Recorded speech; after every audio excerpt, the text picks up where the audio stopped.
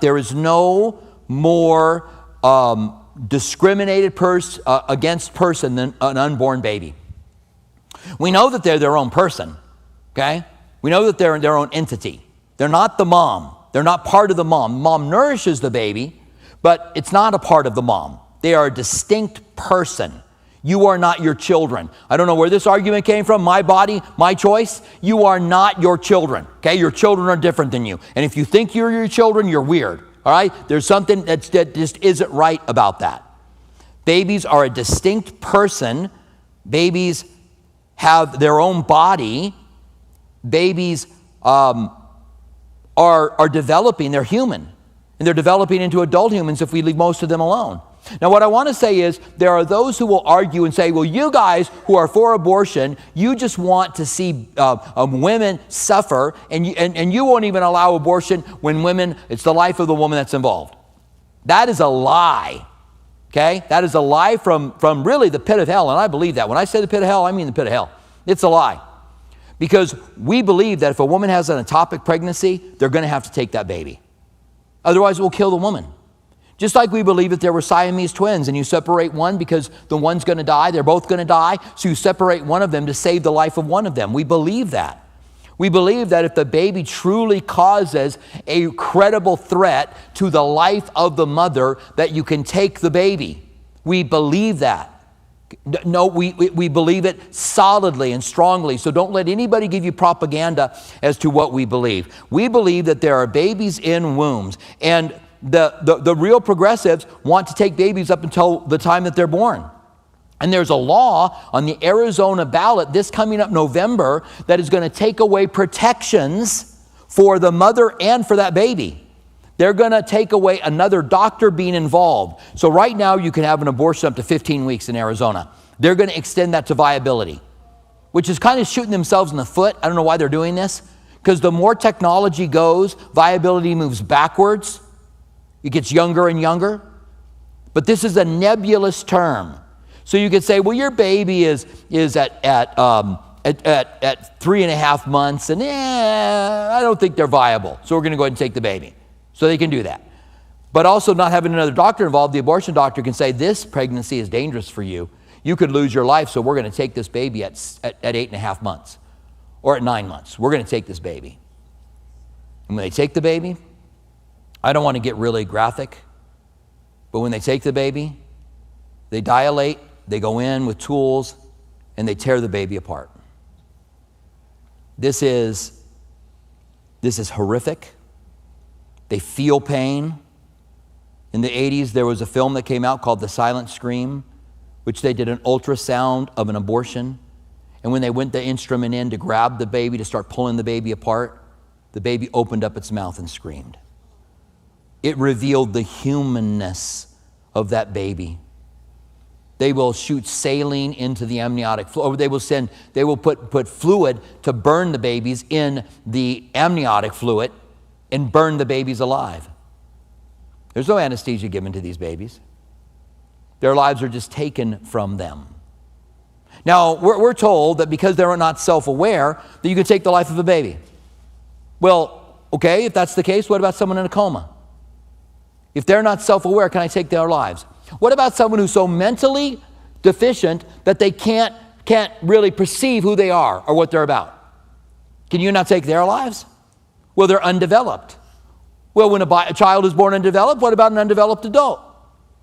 There's diseases that cause you not to be completely developed. So you're undeveloped, so we can take your life.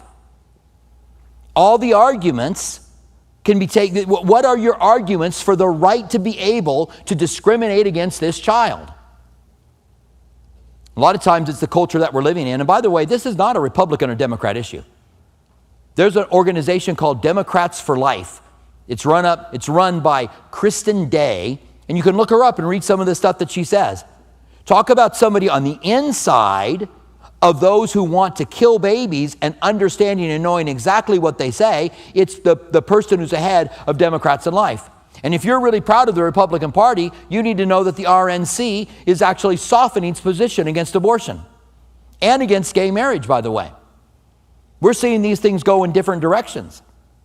But listen, this is the issue of our day. 60 million babies were killed during Roe versus Wade. 60 million babies. And the largest percentage, not above 50%, but the largest percentage of races that were killed were black. Because Planned Parenthood targets black neighborhoods. And they're killing beautiful black babies. They're doing it today. They're putting them in those neighborhoods. Now, during slavery, antebellum slavery in the United States, antebellum slavery was probably the worst kind of slavery there was in all of history. Women were raped regularly because they were their property. Girls were sold off into a sex trade. Men were taken out of their families and sold into other places and separated from their families. They could beat any one of them, and did repeatedly. There was a group called the Underground Railroad, Harriet Tubman. And she would go and organize. They had a whole network of people. And they would rescue people out of slavery, black people out of slavery. And they would bring them up to the north and give them their freedom.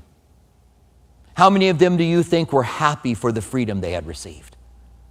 How many of them were happy that somebody rescued them? They only rescued a small amount of the people that were in slavery.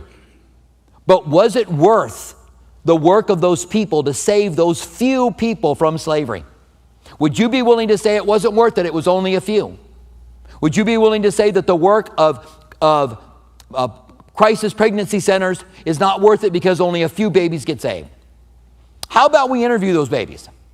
How about we interview them? Hands of Hope has been around for a while. Many of the babies that they saved are adults now, and they still have a relationship and they still talk. What if we asked them, are you glad you're alive? How many babies that have been aborted, if they had a chance to be born and grow up, would say, I'm glad I'm alive, like Officer Tatum? How many would say that? But there was a culture in the South in the United States for slavery before the Civil War, antebellum slavery. There was a culture there. If you lived there, you probably said, I believe in slavery. Look, if we don't have slavery, then we don't have economics the way that we need them, and black people aren't really people anyway. They're 4/5 of a person. That's the things that they said. So because they were different, they had a different color skin, they could enslave them, rape them, kill them, beat them, do whatever they wanted to do to them because they had different color skin. Which side of that would you have been on? What if you were born in South Carolina or Georgia or Louisiana? What if you were brought up in the culture of slavery? Which side would you have been on? Would you have been bold enough to say, I'm against this? I'm with the majority up in the north who say that this is wrong. And slavery was wrong, am I right? Slavery was wrong. And that's why it's no longer here. And it took a civil war for it to go away in the United States. What about the propaganda against the Jews by the Nazis? What about them dehumanizing Jews? Telling you that they were the main problem around the world and that they're not really human. What about the trains that collected people and took them to concentration camps? What about where they stopped and offloaded parents and children and gassed them, telling them they were getting a shower? What about the pastors in Europe who were Nazis who agreed with taking Jews and killing them just because they were Jewish? They're Jewish, so we can put them in concentration camps. They're Jewish, so we can kill them. We can kill their babies. They're Jewish. In Germany, there was a culture where they thought it was okay.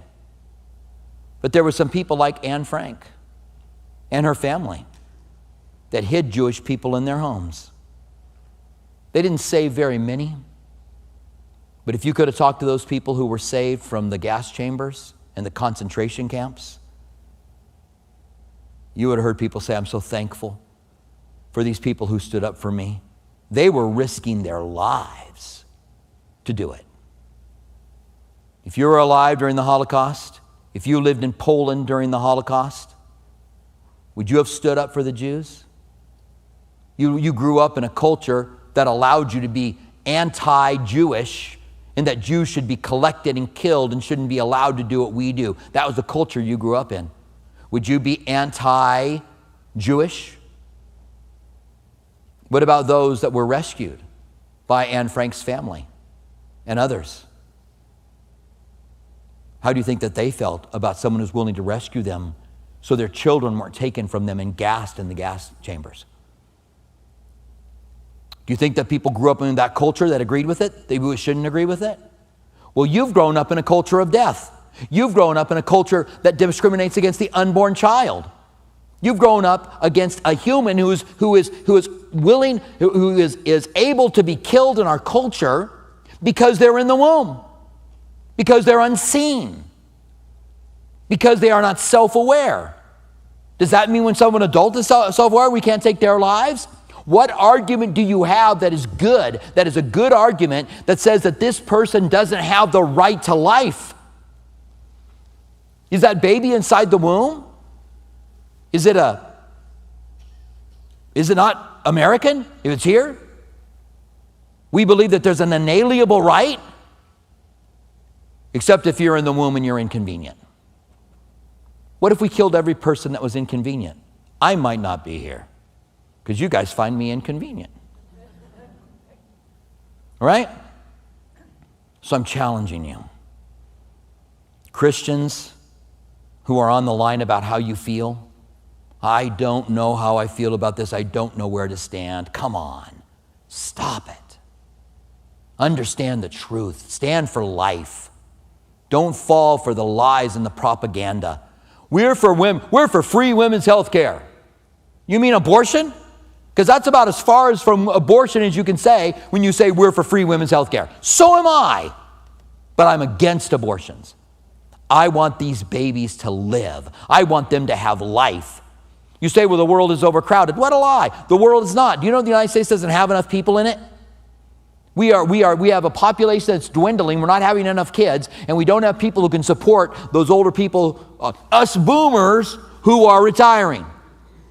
So they open up the border to let anybody come across who brings over drugs, who bring women to use in the sex trade, who bring children to be abused by pedophiles in the United States.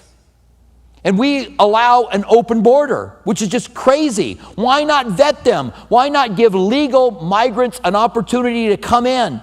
Why not vet who they are and what they're running from and bring them in and give them work visas and let them become part of who we are? That's the United States anyway, where we all came from immigrants. I came from immigrant families out of Ireland, England, and Dutch. I don't know why the Dutch were running from anything, but that's in me.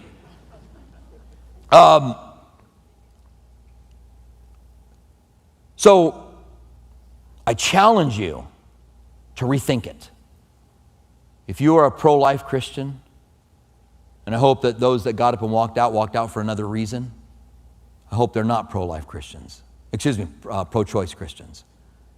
If you're a pro-choice Christian, maybe because you grew up in a pro-choice culture, you're Hispanic, you're black, the cultures of that was a pro-choice. I'm not saying all of it is, okay? But I'm saying there's a heavy influence in it. You grew up in that culture. Can you stand against that culture? Like I hope you would have in antebellum slavery. Like I hope that you would have during the Holocaust. Like I hope you'll do today and make the right stand.